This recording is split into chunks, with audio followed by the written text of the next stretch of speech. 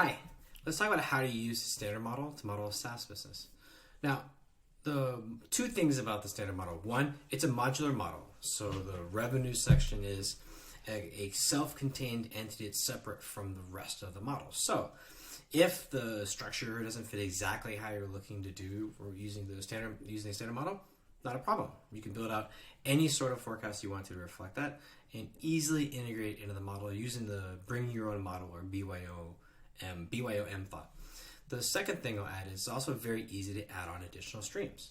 So if the core part of the SaaS model covers part of your business model or part of your business, but not all of it, it's very easy to add on more. That said, let's walk through how to use the core part of it to do a simple kind of SaaS forecast. The core assumptions are on the Get Started sheet, and the revenues, specific calculations in the revenue sheet. Now, everything, all the core revenues, billings, operational metrics around subscribers or clients, then goes into the forecast sheet. That rolls through the rest of the model. So the assumptions on Get Started. Now, the first couple here is you can choose to set the metrics, the labels, however you want to. The model can be used for many different business models. But typically for SaaS, we want to set up in a couple certain ways. It depends if we're doing like a B2B, B2C, consumer, SMB, enterprise SaaS. The language and terminology we want to use may be different. And so we're just going to set the leads to reflect what we want to do. So for this example, we're going to say operational metric used to model growth and the revenue metric used to model revenues. The reason why there's a distinction is the model is going to create a forecast of growth. And the growth is going to say, hey, I'm going to grow something. And that something's going to convert into something. And that something's going to have revenue attached to it, and they're going to churn or retain them over time. And it follows instruction from acquisition, conversion, retention to revenues, and then billings. That's kind of the general kind of flow. So for this one, I could do MQLs, SQLs, I could do leads, I could do website traffic if I'm driving to a traffic to convert. Whatever that top of the funnel activity is that I'm trying to model. Here I'm just going to say leads. And then the one here could be subscribers or clients or whatever I want to do. Now, this next set of assumption here is going to define the growth in leads. So the basically way it works is I'm going to say, hey, I'm going to start off with a number of new leads in some month. I'm going to have the growth start in a period.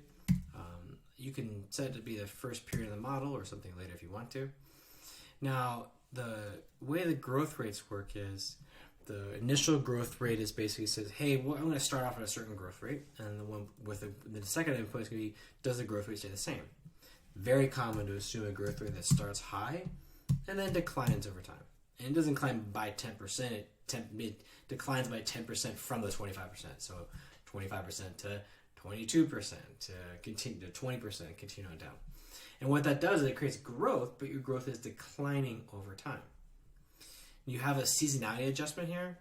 The way this works is you turn it on, and it'll use a seasonality adjustment each of the periods. There's a seasonality section here. Basically, it works as if you expect significant more growth around certain time periods, like holidays, for example, or summer, or whatever, something that reflects your business. You can use these to modify and say, hey, up in these periods and down in these periods, and it'll adjust onto the revenues calculations. The second part we're going to do is like a CPA per lead and a percentage from paid. The way this works basically is the model is going to forecast out growth, and then it's going to compute the marketing expenses necessary to drive that growth. So this $1 basically says, hey, for every paid lead I'm paying $1. And it says, well, but of all my leads, they're only 30% of it coming from paid, 70% of that therefore coming from organic.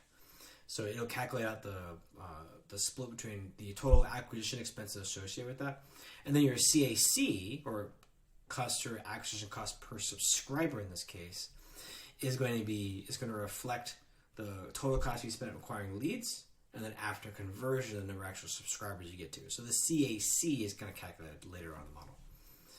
Now, the next part here comes conversions. So this basically says, hey, what percentage of the leads convert into subscribers? The lag effect is if you want to assume some sort of lag effect, like, hey, you sign up a lead, they stay for a couple of months, and then they convert subscribers. Or if it happens during the same period, you can assume 0. It's your choice. And then the conversion rate also has a seasonality assumption. So you can use the same up and down on seasonality and assume it's going to be higher or lower per period. Now, churn rate. Churn rate is going to be defined by the period you're using. So if I'm assuming it's a monthly churn rate, I'll assume here per month. If I want to do an annual churn rate, I'll type in 12. So then it becomes 10% churn at the per subscriber after 12 months. This would be 10% per month, right? So you want to modify the churn rate to reflect the time period as well. And there's also a assumption of a cost per attention per paid subscriber. So the way this works is we're assuming that there's some marketing costs that are associated with retaining subscribers. So this one basically is around, hey, driving top of the funnel kind of growth and conversions. And this one says, well, maybe I have to continue to spend something to retain them over time. Typically, it's going to be a lot smaller in your CAC, and you may just assume 0. However, it's still good to assume some additional costs to continue to retain subscribers. And then we come to the average revenue per subscribers. Now, for this one, basically, what I want to do is the average revenue is billed every month. So I could say $52 is billed every month. Let's just say it's like a $29.99 subscription, and it's billed every month. I could also say it's billed every 12 months. Now, what that's going to do is it's going to take $30 per month and bill $30 per month times 12, right, when the contract's signed, and then on every renewal cycle for all renewals. If I want to make this, I can also make this I can choose to make this a 12-month contract that's billed monthly. I can make it a 12-month contract that's billed annually. This number remains the same. It's going to keep you the total contract size is just whatever this is times this. I also have the same seasonality adjustment as well if it's necessary for it. And then I have a couple of other assumptions here which are not really relevant for SaaS. Now, here's how that shows up in the rest of the model. On the revenue sheet, we have, I'll tackle the sales thing in a second. This is where growth, conversion, retention, and then down to revenues. So the growth section works by saying, hey, here's the growth in leads that are calculated from the actual, my assumption I get started. But you also have some manual adjustments. So the way this works is, this is what I get calculated from it, but I can also modify this. So like this is the calculated growth rate that comes from that initial assumption, but I don't have to use this. These are also inputs. I can overwrite these. So if I want to assume a very specific growth rate for some periods, that's simple. Just manually type them in over the periods I want to. Or if you want to create some additional new logic on Get Started to say, well, it's this for these months and this for this month.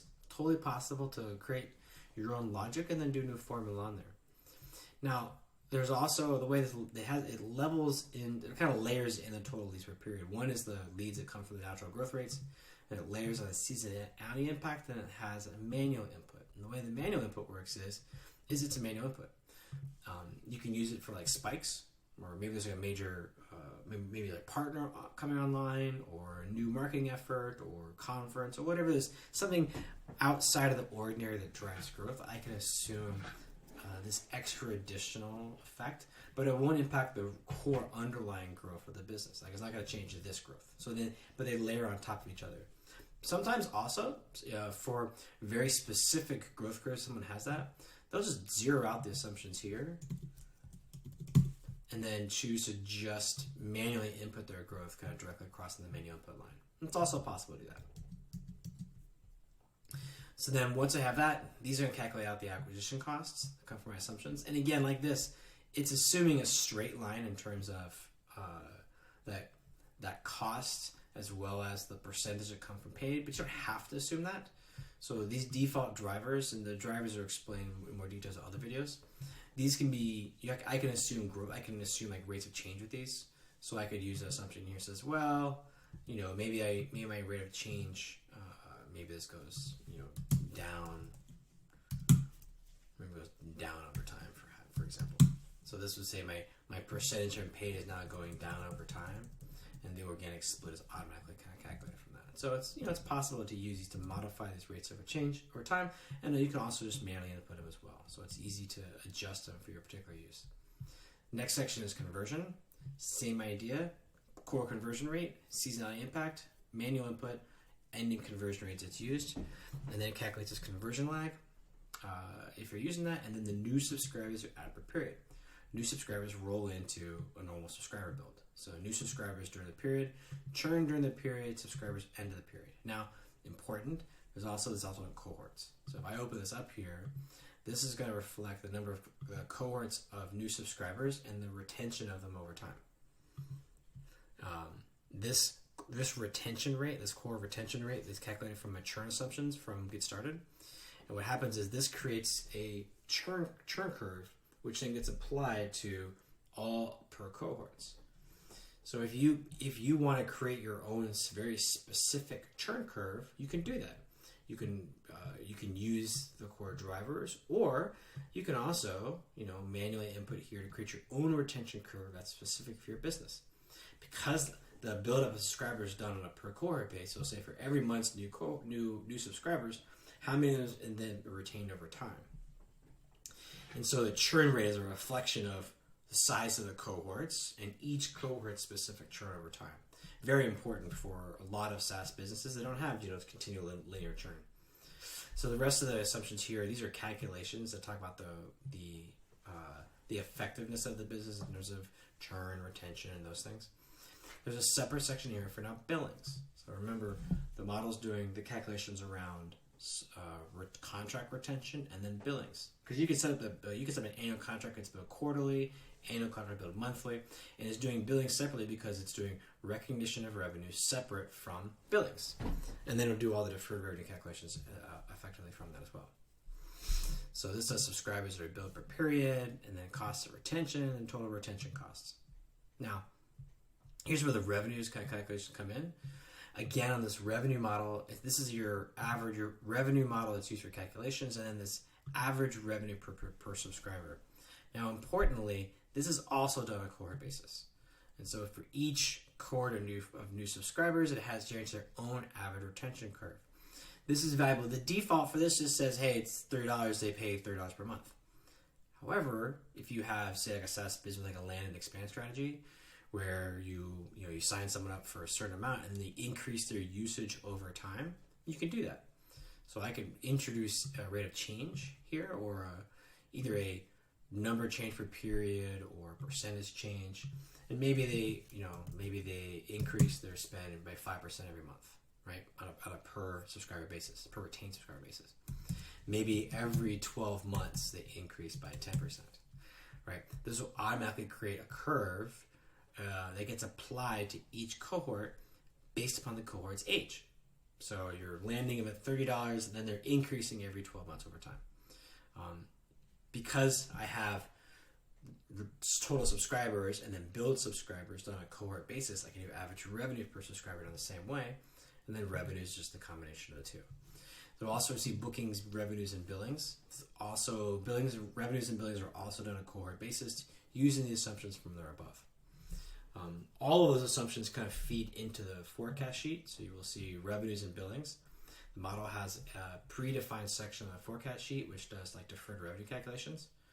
So here we have revenue recognition section, where we're going to do deferred revenue beginning of the period, billings, recognized revenues, deferred revenue end of a period. It's going to automatically use your assumptions around contract cycles and churn and billing cycles and all that, and even like average revenue and size of contracts. It's going to automatically do your deferred revenue calculations from that.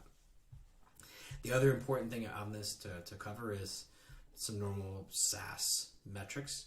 There's a section here for subscribers. So I'll do a normal subscriber build up, beginning of period, new churn, retention rate, new and churn. Same thing for MRR. So do an MRR calculation around beginning MRR, new, reactivation, expansion, contraction, churn, those sort of things. Get to a total MRR basis. And the same thing for ARR. And the best place to see the results of that is on the key report section, where there's a two charts at the bottom to reflect MRR movements and then ARR growth over time. Not uncommon to kind of want to build out more charts to reflect the business, but not hard to do. Now let's talk about modifications and customizations. Couple of things that are commonly asked for is one, expanding the conversion funnel. So right now this has one top of the funnel activity that drives directly to the revenue generating activity. Not uncommon in SaaS, especially in sales or leads driven scenario, to drive someone through an entire funnel. But not hard to model, right? Two ways to do this. One, you can just assume a conversion rate here which reflects from the top to the bottom, right? So instead of like modeling out the unique number of leads or MQLs or SQLs through the entire funnel, you can just assume what the total conversion rate is all the way through, whether conversion rate from one to the next to the next to the next. You can also choose to modify the model to actually do that. And it's not hard to do. Usually what we do is we add in some more assumptions to get started, and then we change the number on the revenue sheet, and we basically just change by building in more conversion sections. So this is conversion subscribers. Typically we'll just increase this section, do a couple more times to show each part of the conversion funnel.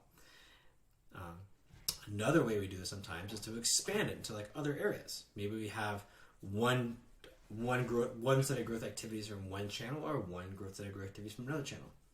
Typically what we'll do there is we'll add another set of growth assumptions, right? So another set of growth assumptions, and then we'll replicate this growth set of calcs, replicate it again. Now at that point you can either modify that to feed through the conversion funnel, or you can do an entirely separate growth and conversion funnel for both channels and just feed them in new subscribers. The most important thing is this line for new subscribers. You can add on as many channels as you want to, put them all together, do as many activities, and as long as you sum the new subscribers into this one line, it'll flow through the rest of the model, the revenue section, appropriately. What about sales leads, right? Or leads from salespeople? This is pre-built into the model, but not pre-linked in. And so the way this works is there's an optional salesperson section here where we're saying that we're defining a sales hiring strategy here, as well as a sales ramp. And this then calculates out the total salespeople and the total ramped salespeople. And then I have assumption for leads per ramped sales per people, and it calculates number of leads. If you want to use this section, you only have to do a couple things. One is set up the actual assumptions around sales, hire, and ramp. And then they take this number of leads and link it into the conversions. You can either link it directly into this manual input if you want to, and have it feed through the rest, or you can choose to modify this assumption, this calculation on new subscribers, to also do it for leads. Depends on which way you want to. The only one addition from there is just make sure you pull in the salaries for those salespeople. So typically we'll just do that on the forecast sheet, pull the total number of people, and assume as average sales, a salary for sales, and then layer in commission rates using standard regular expense forecasting methods that have other documentation videos to cover. Another thing you may say is, well, what if you have multiple channels, or you want to assume completely different multiple segments? What I typically say is, like, it's valuable to break out the model in different segments if they allow you to inform something meaningful about the business. And so there's a few different ways to do this. Sometimes we do like a simple forecast, and we create a simple set of forecasts and then feed it into the forecast sheet. Sometimes we'll replicate the core revenue model and create two of them. And the way we do that is we take the get started in the revenue sheet, duplicate them, and then create two instances of the get started sheet and the revenue sheet. And what happens is then I delete off the unnecessary sections from the copied get started sheet, and then I will use each one independently. And then take this forecast sheet, has a pre-linked from the core components from the revenue sheet. Just do the same thing for the new revenue sheet. And I can do this as many times as I want to. Another way I do this sometimes is to take one of the other tools, like the SaaS forecasting tool, which has a SaaS build-up, but in a simpler methodology and less number of lines. Sometimes I'll take that model, pull it into this model, and let that operate independently, and then link in the revenues and expenses, revenues, billings, and marketing expenses directly into the sheet here as well. So it's possible to do that as well and use a different model. Or perhaps you maybe have a completely, entirely different SaaS model that you build, that you've used, that you love. And there are some really good SaaS templates that other people have built. Totally, perfectly fine. The core concepts is the same. If you want to layer on, use this for part of it, or use another template for another part of it, that's great. The key is as long as you link in the revenues and the billings into these lines, link them into the model here, and assign the categories to reflect revenues and billings the same way that the pre-built one is. Then the rest, you can still use the rest of the model to generate financial statements, charts, reports, expenses, and those sort of things. The same concept applies for any type of SaaS business. The one thing that gets a little different is around enterprise SaaS. So for enterprise SaaS, or when there's more variability in the size of the contracts, that's when it can make more sense to split them out into different areas. Typically what we'll do is you can create an entirely separate pipeline sheet, and I have an enterprise SaaS model for that. But you can also just do it directly in here. You could use these lines to reflect each customer and just aggregate them on revenues, right? So I can do the revenues and billings on a per customer basis directly in here. And it's not hard. These still reflect revenue lines. So I could say customer 1, customer 2, assign these to revenues, assign these to revenues, and then I might have to do additional line for billings to make sure I'm capturing billings correctly. And I can use these pre-built drivers to say what the contract size is, what the start period is, what the renewal cycle is, and if there's any changes in the renewal cycle over time. So I can directly, or if I just want to manually type in numbers for revenues, I can manually type them in as well. So I can build a pipeline of individual customer revenues directly in here without having to change the structure at all. So I hope that covers a variety of ways to use the core model to model SaaS. If you have questions about this, I'm happy to help anytime.